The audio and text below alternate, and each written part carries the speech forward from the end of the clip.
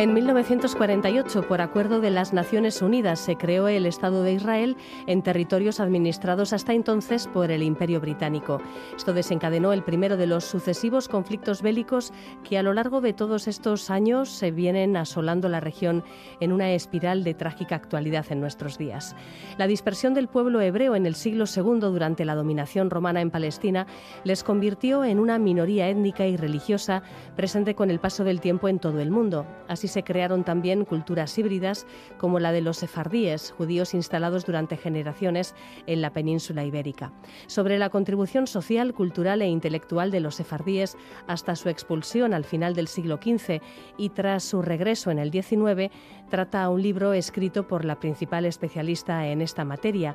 Es hoy nuestra invitada en la sección de Eusko Ikaskuntza, por la que nos guía, como siempre, Juan Aguirre. ¿Qué tal, Juan? Gabón. Gabón, Eva. Sí, nuestra invitada es lo has dicho bien, la principal especialista en esta materia.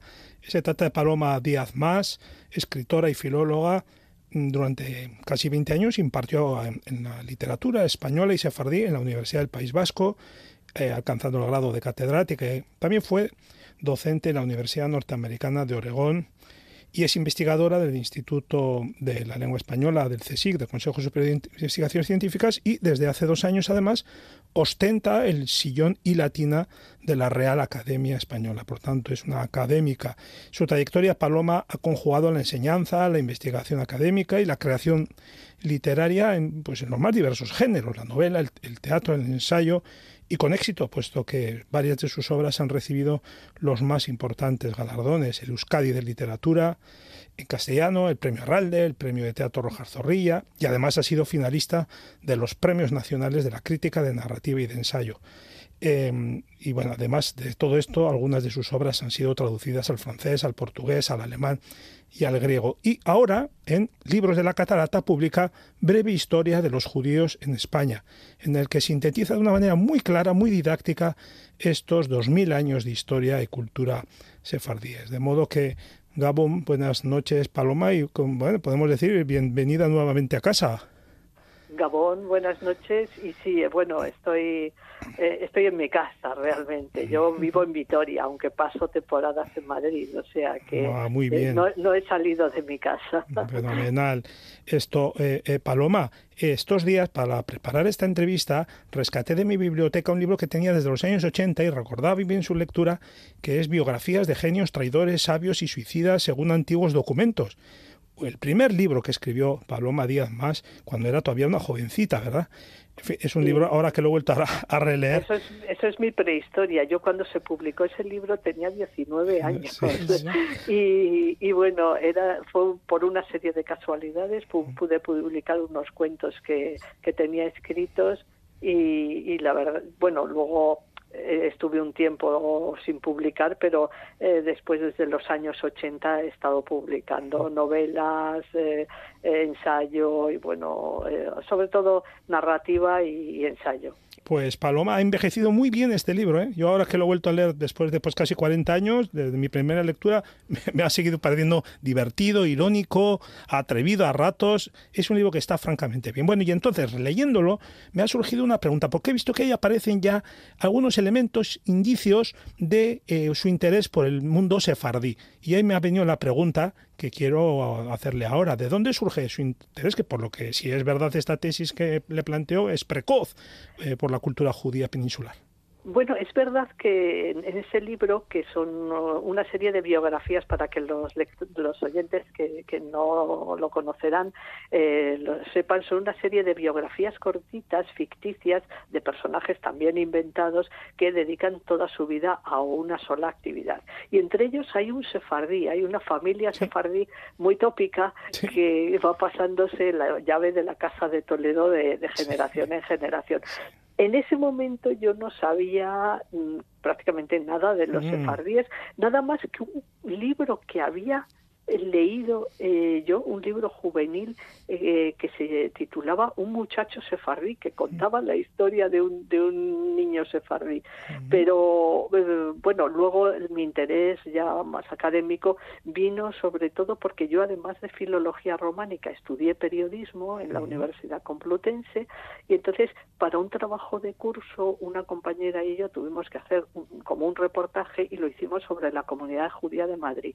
Y entonces me enteré de que en el Consejo Superior de Investigaciones Científicas había un pequeño equipo de investigadores que trabajaban sobre la literatura sefardí, que entonces era muy desconocida. Entonces me animé, pude hacer la tesina, luego pude conseguir una beca para hacer la tesis, y desde entonces, que estoy hablando de finales de los años 70, pues me he dedicado sobre todo, no solo, pero me he dedicado sobre todo a estudiar la historia y la literatura y la lengua de los sefardíes. Pues ya has despejado mi duda. Adelante, Eva. Sí, bueno, pues vamos a repasar la historia precisamente de los llamados sefardíes en la península ibérica. ¿Desde cuándo hay constancia de la presencia de judíos en esta zona de Europa? Bueno, constancia fehaciente de que haya restos materiales, pues los más antiguos son una serie de lápidas sepulcrales que están o en latín y hebreo, y alguna en latín y hebreo y griego, pero son de los siglos III a V después de Cristo.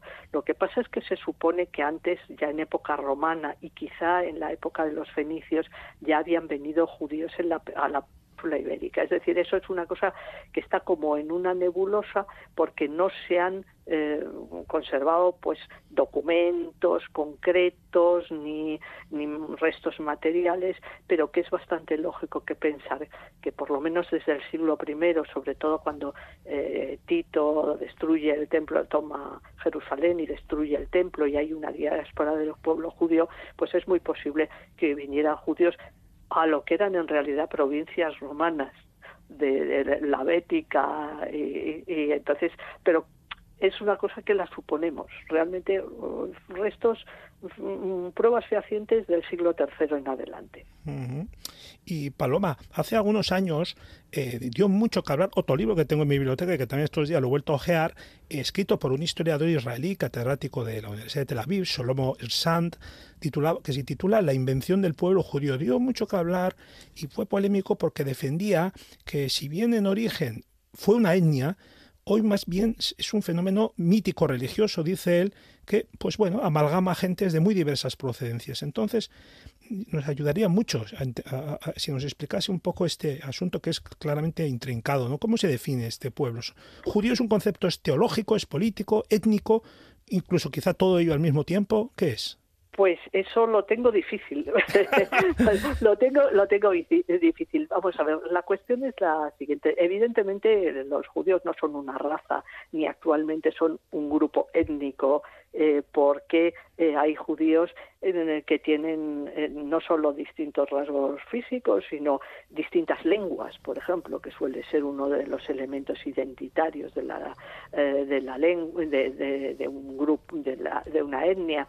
Digamos que lo más claro es que es una religión. Lo que pasa es que, claro, entonces, ¿cómo explicamos que también se consideren a sí mismos judíos personas que no son religiosas, claro, o que son ateas? Claro. Evidentemente. Entonces yo creo que es más bien una cuestión identitaria, de sentirse partícipes de un patrimonio y una herencia que en parte es religiosa, pero también es cultural y es de una tradición. Es decir, es un poco la tradición recibida de los padres y de los abuelos como una cosa identitaria. Lo que pasa es que luego, dentro del judaísmo, claro, también hay muchas tradiciones diferentes, pero entonces, bueno, simplemente yo casi diría que hoy en día es judío quien se siente judío.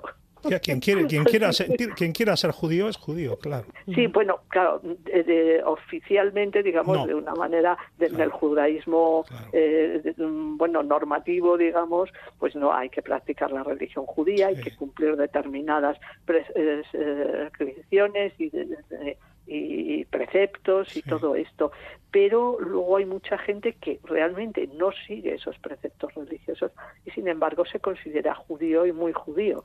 Entonces, bueno, es una cuestión más de adhesión a una tradición recibida, que puede ser, a su vez, puede tener muchos matices y mucha diversidad. O sea, es bien difícil. Este historiador israelí, Shlomo Sand, es judío y ha tenido difícil definir qué es judío, con que los que no somos judíos lo tenemos más difícil todavía. Se considera que un momento de oro de la cultura judía se produjo en Al-Ándalus al comienzo del segundo milenio. ¿Qué elementos hicieron posible este momento de esplendor? Pues fundamentalmente el esplendor de Al-Ándalus, es decir, el momento realmente que se considera la época dorada de la cultura judía a lo largo de la historia son entre el siglo X y el siglo 9, 10, 11.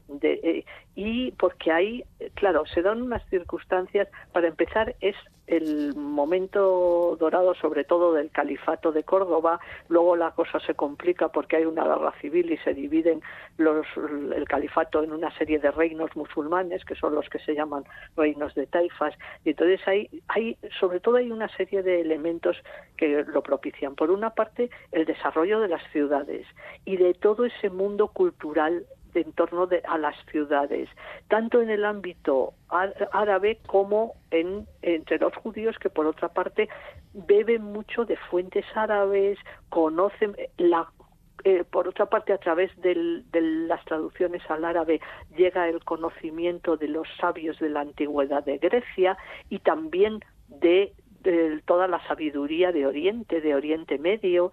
Entonces, claro, ahí se juntan una serie de influencias culturales que propician que la cultura de Al-Ándalus sea una cultura realmente muy refinada, muy elevada, y los judíos, que en todas partes donde vivieron fueron de alguna manera una minoría sometida, de todas formas se incorporan a ese florecimiento cultural, ¿no? Y, por ejemplo, se desarrolla una poesía en hebreo que es, digamos, en los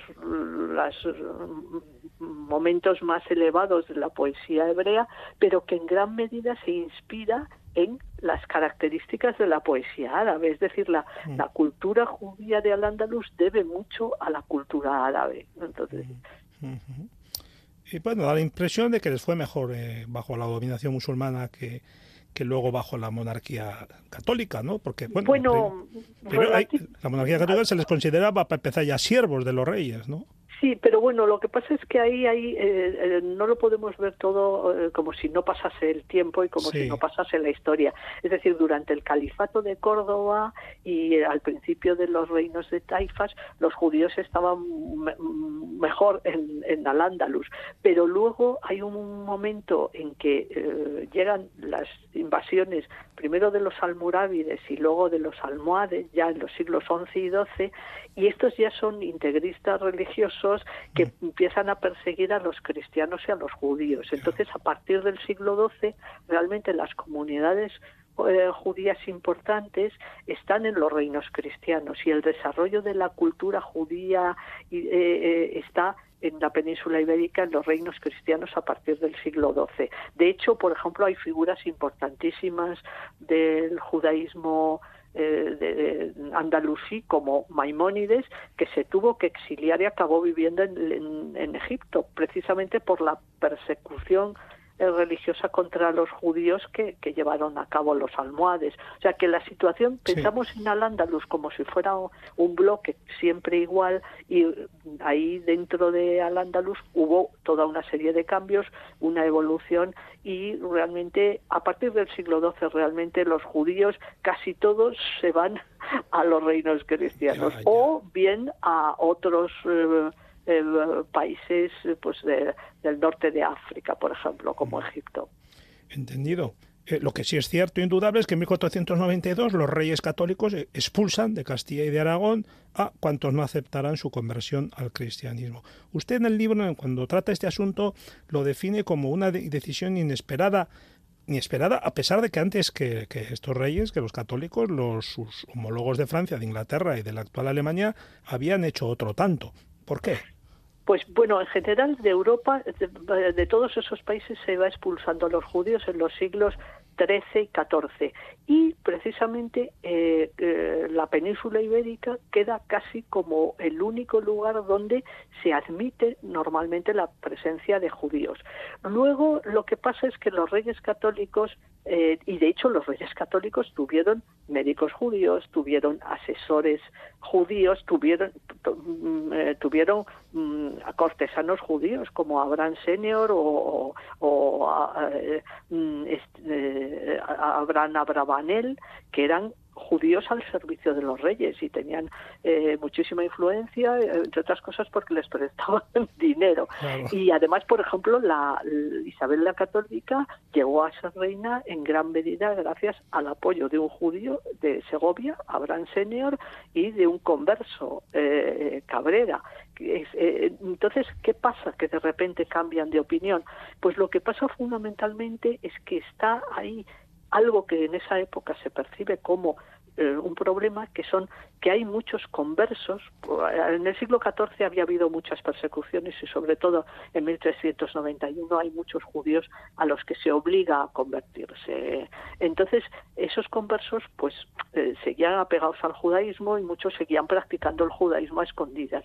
Eso a finales del siglo XV se ve como un problema religioso y en cierto modo también político.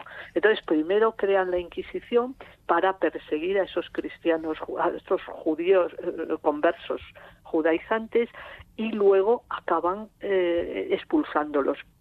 Y sí que me gustaría expulsar a los judíos. La explicación que da el edicto de expulsión de por qué se expulsa a los judíos es para que los cristianos, es decir, los conversos, no tengan contacto con ellos, porque mientras tengan amistad y contacto con ellos, seguirán sabiendo pues cuándo hay que celebrar las fiestas, cómo hay que celebrarlas, obteniendo pues las carnes, lo que llaman carnes muertas con ceremonias, dice es decir, las animales sacrificados de acuerdo con las prescripciones del judaísmo, etcétera. Y entonces el motivo que da el edicto es religioso. No se les plantea en ningún momento que se tienen que convertir, sino que los judíos se marchen. Lo que pasa es que en la práctica muchos se convirtieron, o bueno, un porcentaje que no sabemos cuántos eran, se convirtieron precisamente para no tener que marcharse, porque una vez que se convertían al cristianismo ya dejaban de ser judíos y no los podían expulsar. Pero la razón es que da el decreto es religiosa, aunque es posible que hubiera también un motivo político, que es que los reyes católicos tenían el plan de crear un Estado de alguna manera uniforme en el cual todos sus súbditos tuvieran una misma religión. Esa es un poco como estrategia política de unificación del Estado. Entonces es probable que también ahí influyera ese proyecto político, ¿no? A lo largo de la historia, el antijudaísmo ha pasado por diferentes facetas. Empezó siendo religioso en tiempo de los romanos, luego económico en la Edad Media, finalmente fue también un antijudaísmo racial, político. Y una pregunta que nos podemos hacer es por qué a lo largo del tiempo, durante siglos y siglos, ha habido esta persistente animosidad hacia los miembros de esta comunidad.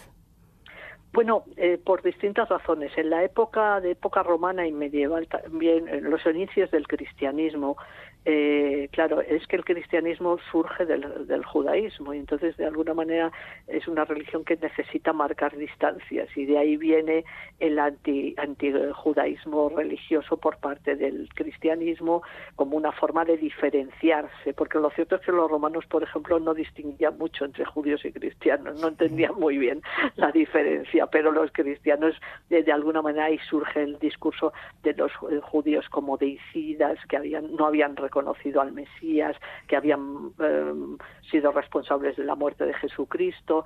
Y luego, claro, todo depende, las sociedades van cambiando, pero lo que caracteriza a los judíos es que son siempre una minoría que no pertenece a la mayoría dominante.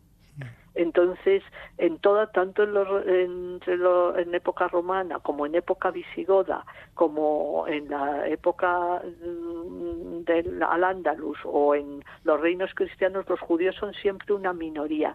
Y entonces esa minoría, pues de alguna manera hay que tenerla controlada, dominada, y cuando molesta se la persigue.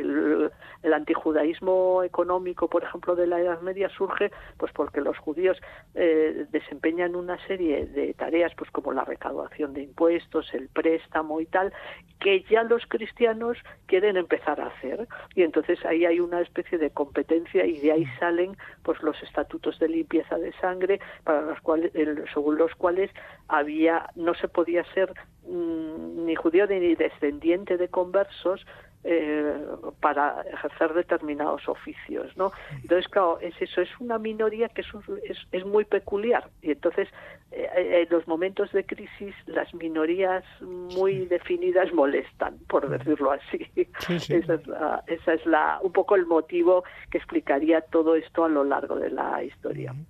Leemos en la breve historia que ha publicado Paloma que hubo en Navarra importantes juderías, y además fue cuna de algunos intelectuales muy notables del Sefarad. Y bueno, luego en su ciudad Paloma, en Vitoria, pues queda el recuerdo, el nombre del barrio de Judimendi, por ejemplo, y en otros lugares, ¿no?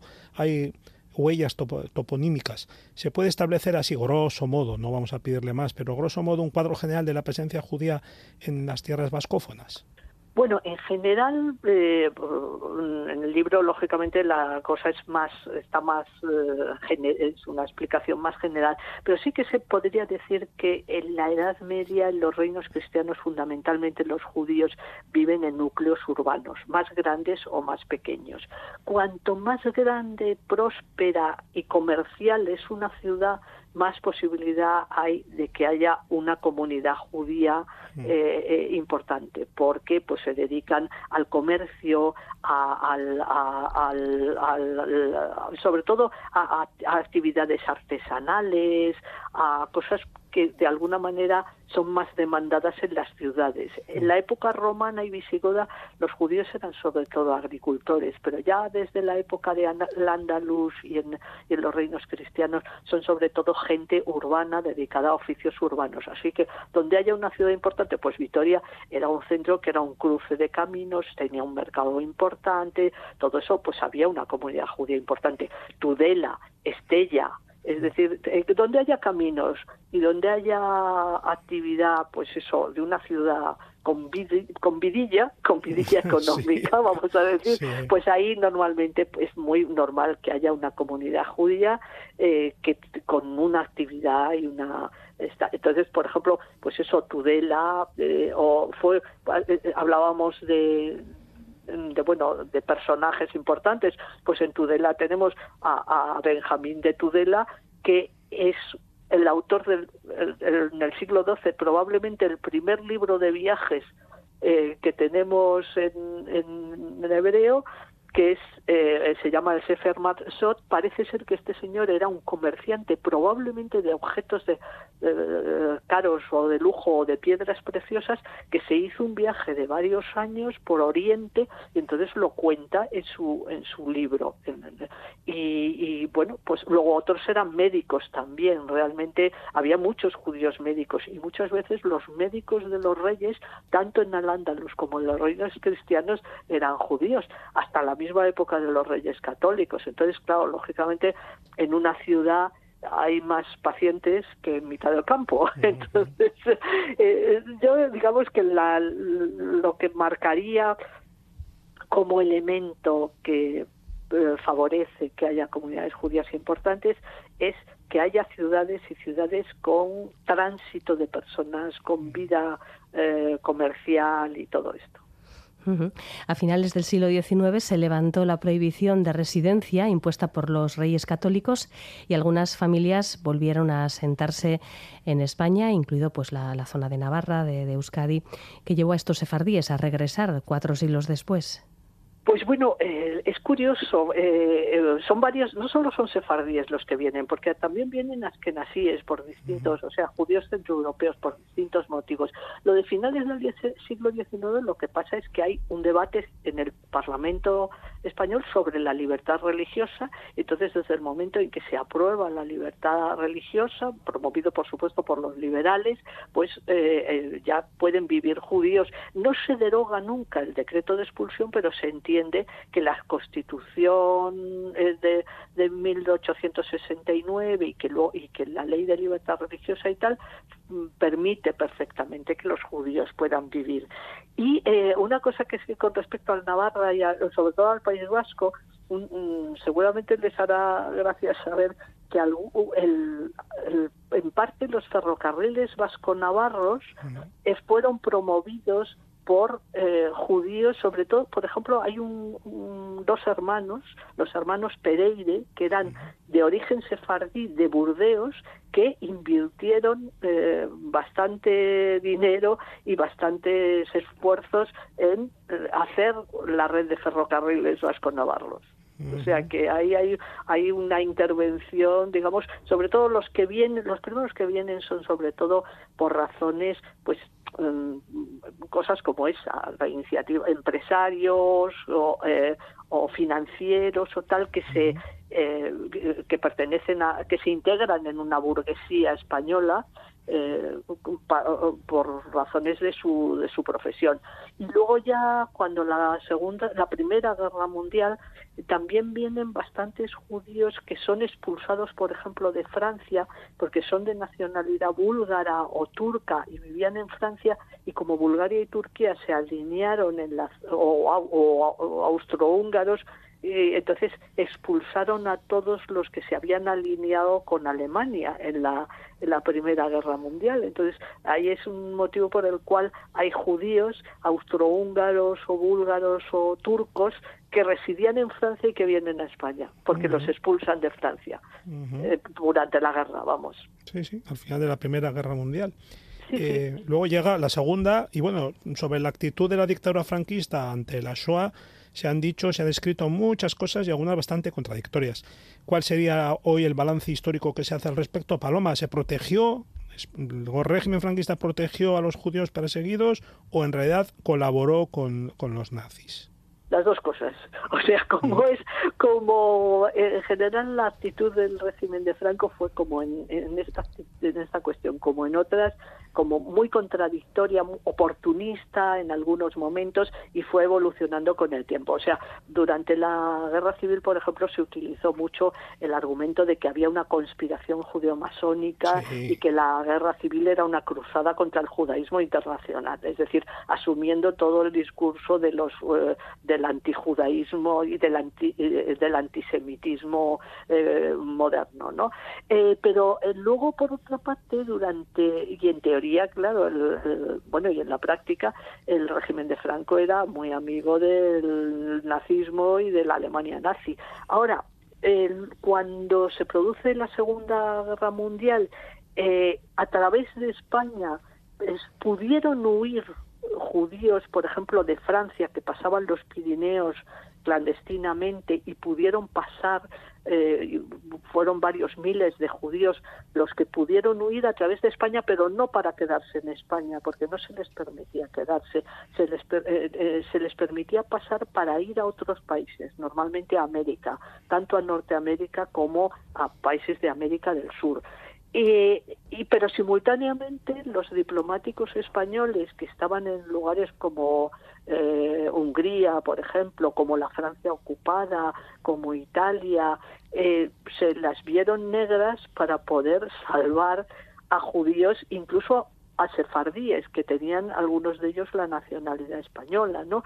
Y entonces realmente ahí no recibieron un apoyo del Ministerio de Asuntos Exteriores español, sino que se las apañaron un poco como pudieron, y algunos se jugaron el puesto e incluso la vida para tratar de salvar a gente dándoles pasaportes españoles, a veces de dudosa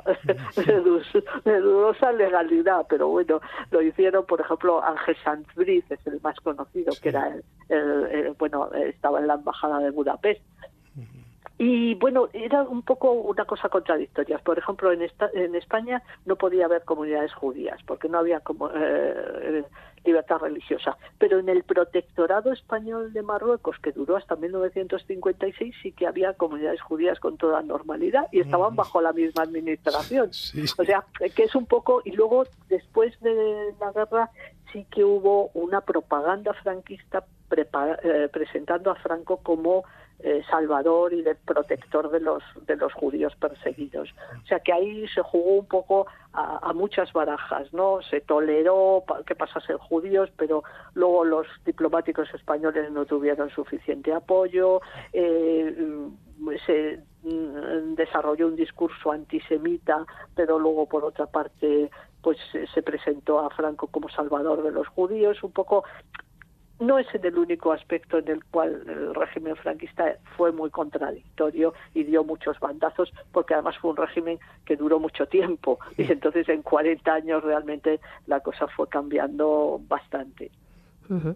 Bueno, y una cuestión además que surge un poco al hilo de, como hemos dicho antes, Paloma, eres académica de la Real Academia de la Lengua Española. ¿Qué queda del idioma de los sefardíes? Bueno, hay una academia correspondiente, que es la Academia del Judío Español o Academia del Ladino, como lo llaman en Israel, que se fundó en 2018 precisamente por una iniciativa de la Real Academia Española, que siendo su director Darío Villanueva, pues nombró a toda una serie de sefardíes o especialistas en cultura sefardí, los nombró académicos correspondientes y eso fue el germen de la creación de una Academia del Judío Español. El judío español ahora mismo es una lengua clasificada por la UNESCO como lengua en peligro de extinción, pero hay toda una serie de movimientos para tratar de al menos mantener algo el judío español, mantener el uso, aunque sea como segunda lengua. La cuestión es que ahora mismo no hay personas que tengan el judío español como lengua materna. Suele ser una segunda lengua con un uso relativamente restringido. Pero curiosamente, Internet ha servido como forma de reactivar el judío español, porque hay una serie de foros de Internet en los cuales sefardíes de todo el mundo se comunican entre sí en judío español, con lo cual eso ha supuesto una revitalización del judío español, al menos para unos determinados usos y en unos determinados ámbitos.